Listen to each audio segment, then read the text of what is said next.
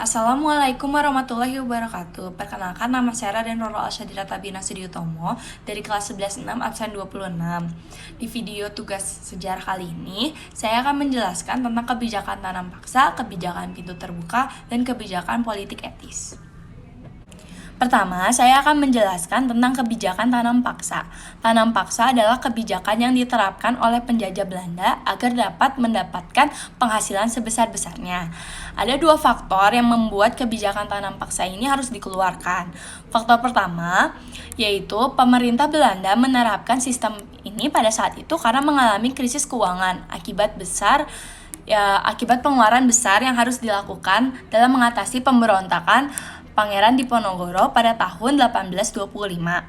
Pemberontakan ini mengancam kekuasaan Belanda di Indonesia yang pada akhirnya pada saat itu Belanda mendatangkan pasukan tambahan dari Eropa dan dari luar Pulau Jawa.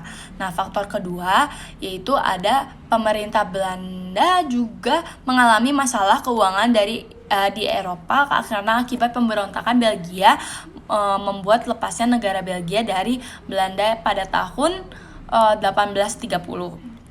Gubernur Jenderal Hindia Belanda pada saat itu menerapkan metode tanam paksa agar meningkatkan pendapatan pemerintah Belanda dari wilayah jajahannya.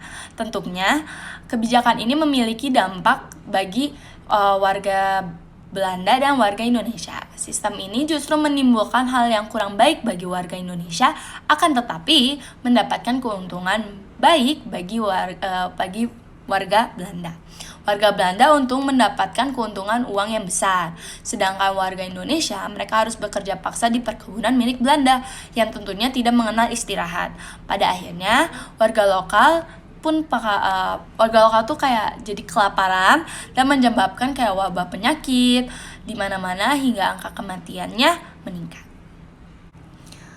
Kebijakan kedua yang akan saya jelaskan yaitu tentang kebijakan pintu terbuka. Pintu terbuka adalah sebuah sistem di mana pemerintah memberikan kesempatan seluas-luasnya bagi pihak swasta untuk menanamkan modal di Indonesia agar mendorong pertumbuhan ekonomi dan meningkatkan kesejahteraannya.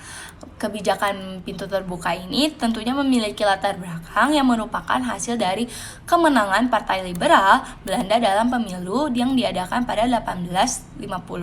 Sebagai partai yang menang pada pemilu tersebut, tentunya membuat Partai Liberal Belanda berhak untuk membentuk dan menjalankan pemerintahnya. Bahkan pada 20 tahun setelah kemenangan pertama, ada pemilu yang diselenggarakan negara Belanda, Partai Liberal Belanda memperoleh kemenangan mutlak. Pada akhir abad 14, Partai Liberal yang berasal dari Revolusi Prancis semakin mendapatkan keuntungan dari negara Eropa Barat, tidak terkecuali dari Belanda. Kebijakan ini tentunya memiliki dampak bagi negara Belanda dan negara Indonesia. Dampaknya tentu pemerintah Belanda mendapatkan keuntungan yang besar dapat diperoleh setelah 7 tahun setelah pemberlakuan kebijakan ini atau pada tahun 1877 mencapai 151 juta gulden. Namun untuk warga negara Indonesia justru semakin sengsara karena jajahan, eksploitasi hingga matinya industri milik Indonesia.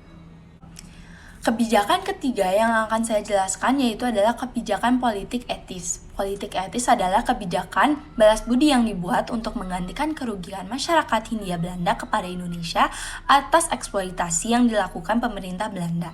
Politik etis ini memiliki tujuan untuk meningkatkan kesejahteraan rakyat Hindia dan Belanda. Tentunya ada beberapa faktor yang melatar belakangi kebijakan politik etis ini. Pertama, karena dampak dari sistem tanam paksa yang menimbulkan kerugian yang makin hari rakyat kehilangan tanahnya dan penderitaan bagi rakyat Indonesia sehingga meningkatkan angka kematiannya. Nah, yang kedua itu karena kebijakan sistem ekonomi liberal pada politik pintu terbuka yang sama sekali tidak memperbaiki kesejahteraan rakyat atau bisa dikatakan kebijakan tersebut tidak sukses. Yang terakhir, adanya kritik dan tekanan dari kaum intelektual Belanda yang menentang membentuk penjajahan di Hindia Belanda dan serta melakukan balas budi atas apa yang telah didapat sehingga negeri Belanda maju dan sejahtera. Ada dampak bagi warga negara Indonesia dan warga negara Belanda. Dampak bagi warga negara Belanda dapat membangun sebuah sekolah untuk kaum pribumi sebagai bentuk kompensasi atas keuntungan yang didapat Belanda selama tanam paksa. Bagi warga negara Indonesia, politik etis ini juga dapat memberikan banyak kesejahteraan terhadap seluruh masyarakat di Indonesia. Dari trilogi Van Deventer, yang dimana masyarakat Indonesia memiliki hak untuk mengikuti berbagai hal, misalnya saluran irigasi yang sudah dibangun oleh Belanda. Sekian dari tugas video yang sudah saya jelaskan. Mohon maaf jika ada kesalahan kata-kata dan kesalahan atas informasi yang saya jelaskan. Terima kasih. Wassalamualaikum warahmatullahi wabarakatuh.